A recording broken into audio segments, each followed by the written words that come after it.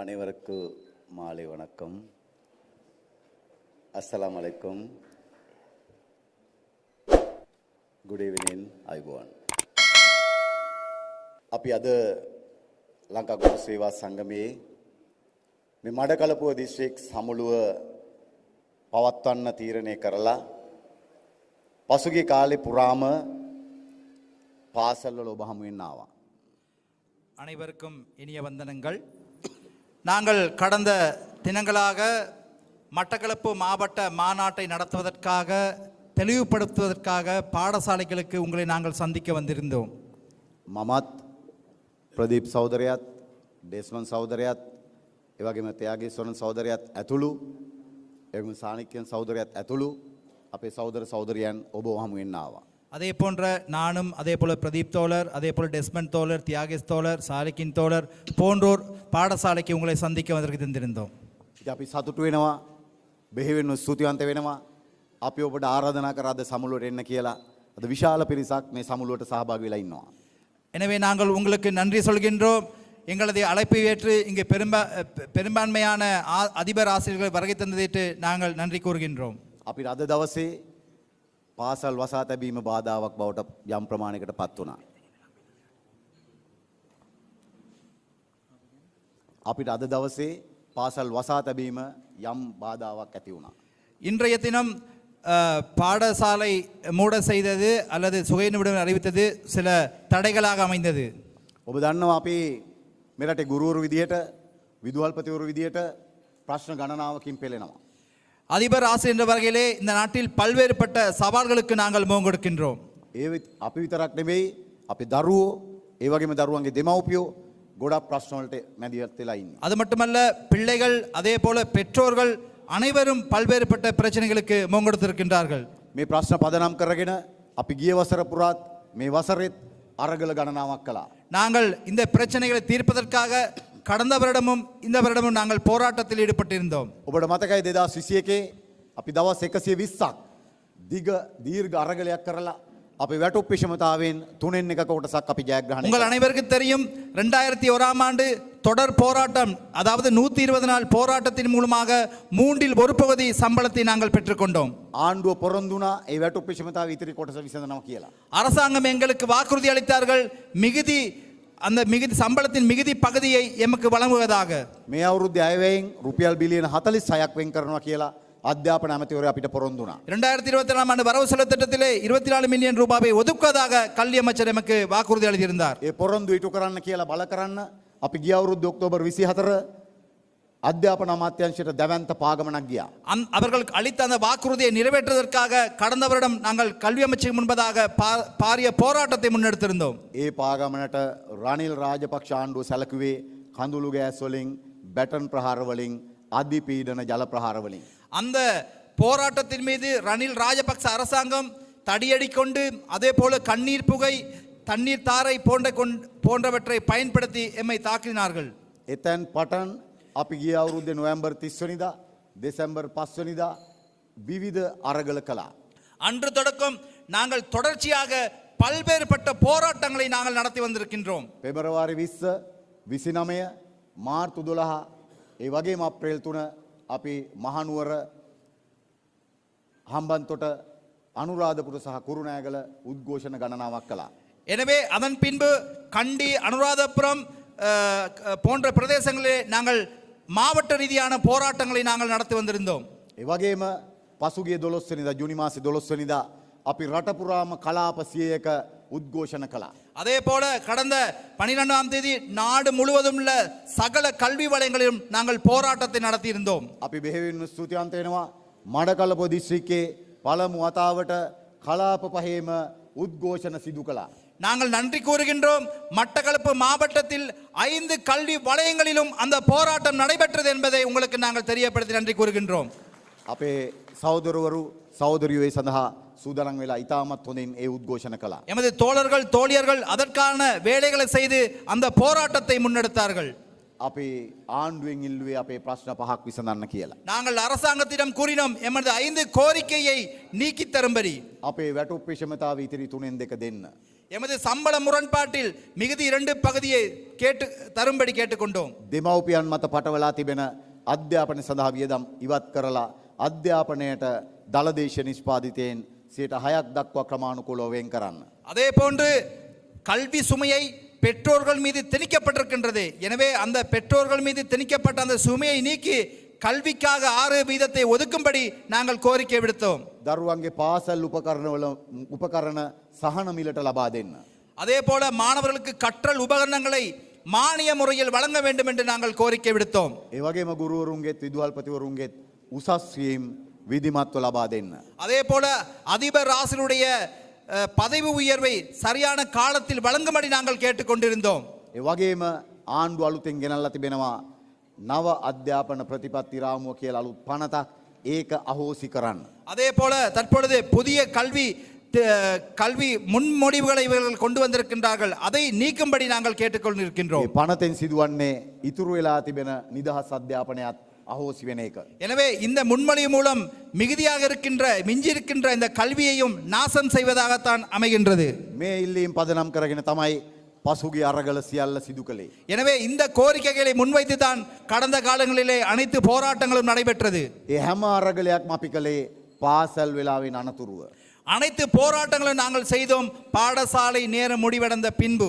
උදේ 7:00 ඉඳලා 1:00 දක්වා පාසල් වල උගන්වලා காலை 7:30 மணி முதல் 1:30 மணி வரை நாங்கள் பாடசாலையிலே கற்பித்தலில் ஈடுபட்டு 1:00න් පස්සේ තමයි හැම උද්ඝෝෂණයක්ම අපි කළේ. பாடசாலை விட்ட பின்புதான் நாங்கள் அந்த போராட்டத்தில் ஈடுபட்டிருந்தோம். නමුත් ඒ ඉල්ලීම් වලට ආණ්ඩුව කිසිදු ප්‍රතිචාරයක් දැක්වේ නැහැ. எனவே எமது அந்த கோரிக்கைகளுக்கு அரசாங்கம் எந்த விதமான தீர்வும் வழங்கப்படவில்லை. ඒ නිසා අපිට සිදු වුණා ඊයේ දවසේ රට පුරා සියලුම පාසල් වල ගුරුවරු විදුහල්පතිවරු අසනීප නිවාඩු වාර්තා කරලා කොළඹට දසදහස් ගාණක් රැස් වෙන්න. எனவே எமக்கு நேர்ந்தது நேற்றைய தினம் நாட்டில் உள்ள சகல பாடசாலையில் உள்ள அதிபர் ஆசிரியர்கள் சுகயின விடுமுறையை அறிவித்துவிட்டு கொழும்புக்கு போராட்டத்திற்கு செல்ல வேண்டிய தேவை ஏற்பட்டது. සියලුම පාසල් අඩපණ වුණා.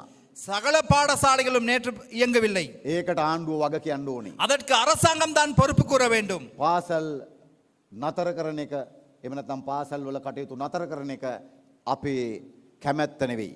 பாடசாலையை மூட செய்வது அல்லது பாடசாலையை இயங்காமல் செய்வது எமது விருப்பம் அல்ல.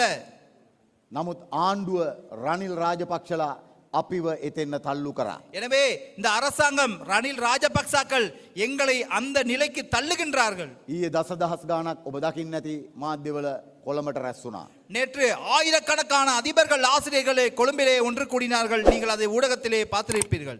අඩුම තරමේ රනිල් රාජපක්ෂ රනිල් වික්‍රමසිංහ මුදල් ඇමතිවරයා ඒ වගේම අමාත්‍යාංශ ලේකම්වරයා අඩුම තරමේ සාකච්ඡාවට වගකිය යුතු නිලධාරියෙක් වන්න සමත් වුණේ නැහැ. எனவே குறைஞ்சபட்சம் ரணில் அரசாங்கம் தனது செயலாளர்களையோ அல்லது நிதியமைச்சனுடைய செயலாளர்களையோ அந்த பேச்சுவார்த்தைக்கு அவர்கள் அனுப்பவில்லை. මුදල් අමාත්‍යාංශයේ පරිපාලන නිලධාරියෙක් තමයි අපිත් එක්ක සාකච්ඡාවට එන්නේ. நிதியமைச்சனுடைய முகாமைத்துவ உத்தியோகத்தர் தான் அந்த பேச்சுவார்த்தைக்கு வருகை தந்திருந்தார். ඒකට විරෝධය පළ කරලා අපි එළියට ආවා. எனவே அதற்கு நாங்கள் எதிர்ப்பை தெரிவித்து அதை விட்டு நாங்கள் வெளியேறி வந்தோம். ඉන්න අනතුරුව තවදුරටත් උද්ඝෝෂණ කරද්දී තමයි කඳුළු ගෑස් ඒ වගේම ජල ප්‍රහාර වලින් ගුරුවරුන්ට පහර දුන්නේ. எனவே அந்த இடைப்பட்ட நேரத்தில் தான் அந்த போராட்டத்தின் மீது கண்ணீர் புகையும் நீர் பிரயோகமும் மேற்கொள்ளப்பட்டது. අපිට ඒකෙන් පේනවා මේ ආණ්ඩුවට රනිල් වික්‍රමසිංහට ඒ වගේම රාජපක්ෂවරුන්ට ගුරුවරුන්ගේ දරුවන්ගේ උවමනාවන් ගැන ඉල්ලීම් ගැන කිසිදු හැඟීමක් නැහැ. எமக்கு இதிலிருந்து தெரிகின்றது இந்த அரசாங்கத்துக்கு அதிபர் ஆசிரியருடைய கோரிக்கைகள் மாணவர்களுடைய கல்வி மீது எவ்விதமான அக்கறையும் இல்லை என்பது இதன் மூலம் தெரிய வருகிறது. ඒක ඊයේ දවසේ ඉතාම හොඳින් පෙන්눔 කළා. நேற்றைய தினம் அவர்கள் சரியான முறையிலே அதை வெளிப்படுத்திட்டார்கள். ඊයේ සිදුවෙච්ච සිදුවීම් එක්ක අද දවසෙත් පාසල් වැසිලා ගියා. நேற்று நடைபெற்ற சம்பவத்தினூடாக இன்றைய தினமும் நாங்கள் சுகையின விடுமுறையை நாங்கள் அறிவித்து விட்டிருந்தோம். නමුත් අපි හෙට සිට නැවත පාසල් වල වැඩ කරනවා. எனினும் நாங்கள் நாளை முதல் மீண்டும் பாடசாலைக்கு நாங்கள் செல்லுவோம். අපි ඔබගෙමුත් රටේ සියලු ගුරුවරුන්ගෙමුත් ඉල්ලනවා හෙට සිට අපි ඉතා හොඳින් පාසල් වල වැඩ කටයුතු කරමු. எனவே நாங்கள் உங்களிடம் கேட்டுக்கொள்கின்றோம், நாளை முதல் நாங்கள் பாடசாலைக்கு சென்று சரியான முறையிலே நாங்கள் கற்பித்தலில் ஈடுபடுவோம். අතපසු වෙච්ච වැඩ ටිකත් දරුවන් වෙනුවෙන් ඉටු කරමු. நாங்கள் விடுபட்ட அந்த வேலையும் நாங்கள் மாணவர்களுடைய எதிர்காலம் கருதி அதையும் நாங்கள் நிறைவேற்றுவோம். මේ පාලකින්ට දරුවන් ගැන වගකීමක් නැහැ. இந்த ஆட்சியாளருக்கு மாணவர்களை பற்றி எவ்விதமான அக்கறையும் கிடையாது. නමුත් මේ රටේ ගුරුවරු විදියට විදුහල්පතිවරු විදියට අපිට දරුවන් ගැන වගකීමක් තියෙනවා. எனவே இந்த நாட்டினுடைய ஆசிரியர் என்ற வகையிலே மாணவர்களை பற்றி எமக்கு அவர்கள் எதிர்காலத்தை பற்றி எமக்கு வழிகள் இருக்கின்றது, எமக்கு கடமை இருக்கின்றது. අපිට දැන් පෙනිලා ගිහිලා තියෙනවා මේ පාලකයෝ අපේ ඉල්ලීම් කිසිවකට අහුම්කම් දෙන්නේ නැහැ. எனவே எனக்கு நன்றாக தெரியுது, இந்த ஆட்சியாளர்கள் எங்களுடைய எந்த விதமான கோரிக்கைக்கும் செவிசாய்ப்பதில்லை. අධ්‍යාපනයේ ප්‍රශ්න විසඳන්න කිසිදු උවමනාවක් නැහැ. கல்வி பிரச்சனை தீர்ப்பதற்கு இவர்கள் எவ்விதமான நோக்கமும் கிடையாது. විශ්වවිද්‍යාල වහලා දාලා අදට දින 58ක්. பல்கலைக்கழகங்களை மூட செய்து இன்றுடன் 58 நாட்கள் ஆகின்றன. නමුත් කිසිදු විසඳුමක් ලබා දීලා නැහැ. எனினும் எவ்விதமான தீர்வும் இதுவரை வழங்கப்படவில்லை. රනිල් රාජපක්ෂ කියලා කියන්නේ කිසිදු හැඟීමක් දැනීමක් නැති නායකයෙක්. ரணில் ராஜபக்ச என்ப எவ்விதமான உணர்வற்ற மனிதராகவே இருக்கின்றார். අපේ අනුර සහෝදරයා වෙලාවක කිව්වා වගේ ඔහු වියලි දර කෝට්ටක් වගේ.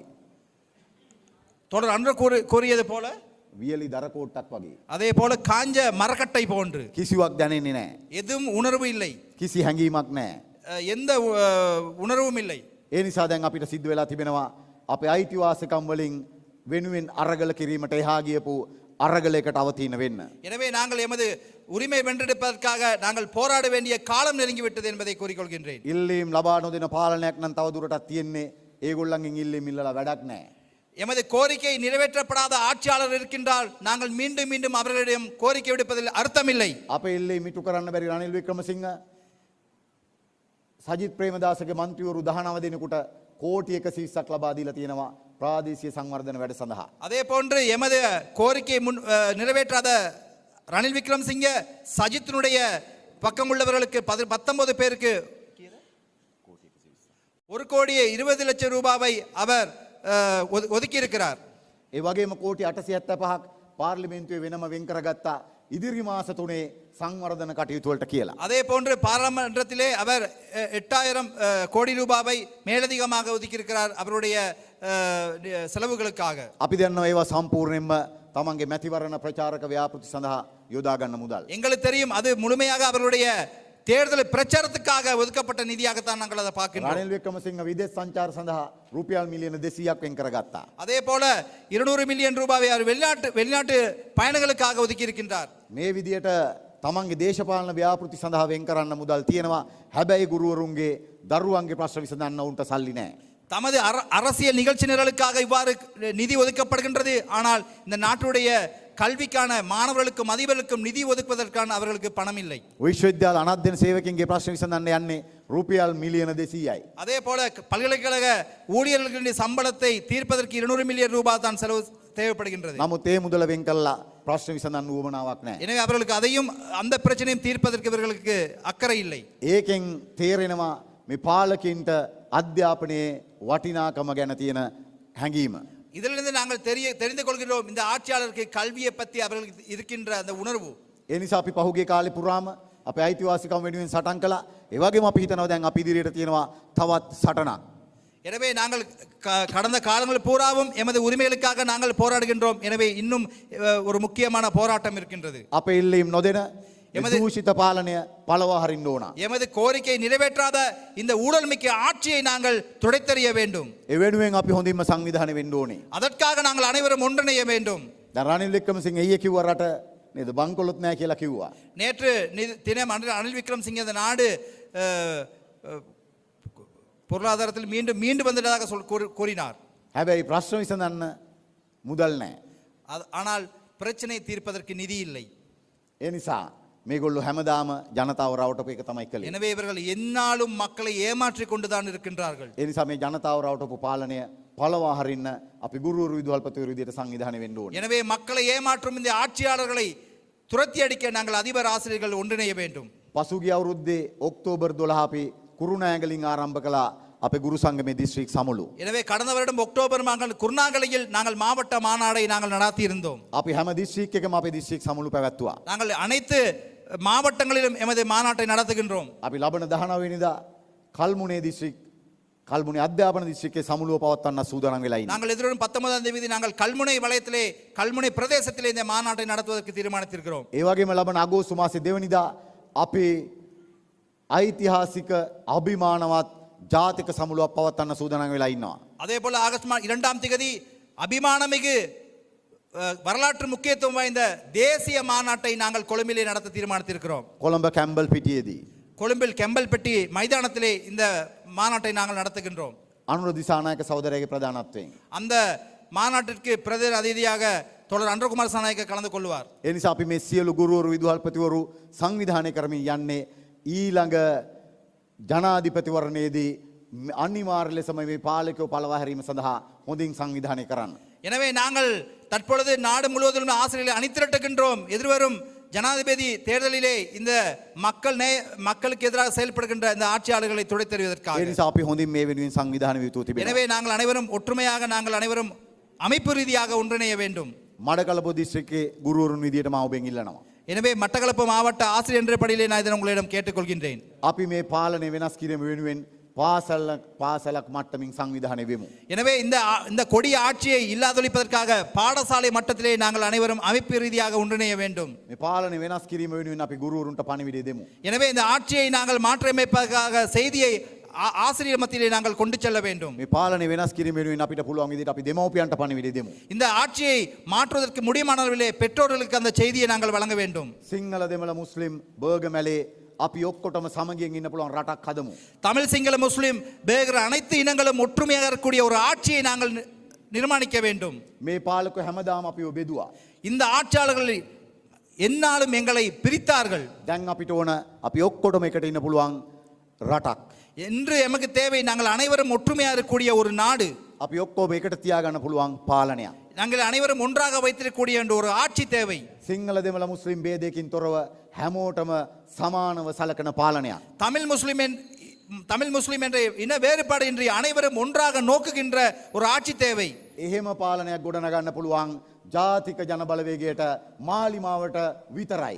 அவ்வாறான ஒரு ஆட்சி ஏற்படுத்தப்படியும் தேசிய மக்கள் சக்தியின் திசைகாட்டி சின்னத்துக்கு என்பதை நாங்கள் கூறிக்கொள்கின்றோம். ඒකට නායකත්වය දෙන්නේ අද අනුර දිසානායක සහෝදරයා. இந்த தேசிய மக்கள் சக்திக்கு தலைமைத்துவம் கொடுக்கிறார் தோழர் அன்றகுமார் திசாநாயக் அவர்கள். අනුර සහෝදරයා කියන්නේ තනි පුජ්‍යලෙක් නෙවෙයි. அன்றகுமார் திசாநாயக் என்பது தனி மனிதர் அல்ல. විවිධ අයගෙන් සැදුම්ලත් සාමූහික එකමුතුවක්. பல்வேறுபட்ட நபர்களாலும் அமைப்புகளாலும் ஒன்றிணைக்கப்பட்ட மாபெரும் சக்தி. ඒ නිසා අපි හැමෝම එකතු වෙලා මේ රට වෙනස් කරමු. நாங்கள் அனைவரும் ஒன்றிணைந்து இந்த நாட்டை மாற்றுவோம். එළමෙන ජනාධිපතිවරණයේදී අනුර සහෝදරයා ජනාධිපති කරමු. எதிர்வரும் ஜனாதிபதி தேர்தலிலே தோழர் அன்றகுமார் அவர்களை ஜனாதிபதியாக்குவோம். ඒ වෙනුවෙන් මඩකලපුව දිස්ත්‍රික්කයේ සියලුම ගුරුවරු විදුහල්පතිවරුන්ට නායකත්වය දෙන්න කියලා අපි ඉල්ලා සිටිනවා. எனவே அதற்காக நீங்கள் அனைவரும் இந்த தலைமைத்துவத்தை இந்த மட்டக்களப்பு மாவட்டத்திலே தலைமைத்துவத்தை வழங்கும்படி தலைமைத்துவம் ஏற்கும்படி நாங்கள் கோரிக்கை விடுக்கிறோம். අද ඔබේ දිස්ත්‍රික්කයට ඉතාමත් හොඳ නායකත්ව මණ්ඩලයක් තෝරාපත් කරගත්තා. இன்று உங்கள் மாவட்டத்திற்கு சிறந்த தலைவர்களை நாங்கள் தெரிவு செய்திருக்கிறோம். අපේ දිස්ත්‍රික් ලේකම් විදියට ඩෙස්මන් සහෝදරයා, அதே போல மட்டக்களப்பு மாவட்டத்தினுடைய செயலாளராக டெஸ்மன் தோழர் அவர்கள், දිස්ත්‍රික් සභාපති විදියට ත්‍යාගේස්වරන් සහෝදරයා, டிஸ்ட்ரிக்ட் எமது மாவட்டத்தினுடைய தலைவராக தியாகேஷ் தோழர், ඇතුළු සහෝදරයන් සහෝදරුන් විශාල පිරිසක් නායකත්ව මණ්ඩලයක් තෝරාපත්. அதே போன்ற பல்வேறுபட்ட தோழர்கள் தோழியர்கள் உங்களுக்காக தலைமைத்துவத்தை கொடுக்கின்றார்கள். ඒ නිසා මා ඉල්ලනවා ඔබ සියලු දෙනාට ඔවුන් සමග අත්වැල් බැඳගෙන මේක වෙනස් කිරීම වෙනුවෙන් අපි පෙළ ගැහෙමු. எனவே அதற்காக அவர்களுடன் கை கோர்த்து கொண்டு இந்த நிலைமையை மாற்றுவதற்காக நீங்கள் அனைவரும் ஒன்றிணைய வேண்டும் என்று நாங்கள் கோரிக்கை விடுக்கிறோம். ඒ වෙනුවෙන් ඔබ සියලු දෙනාටම ශක්තිය ධෛර්යය ප්‍රාර්ථනා කරමින් මම නිරනවා. බොහොම ස්තුතියි. இதற்காக உங்களுக்கும் சக்தியும் தைரியம் உண்டாக கூறிக்கொண்டு விடைபெறுகின்றேன். மிக்க நன்றி. නන්රි වණකම්.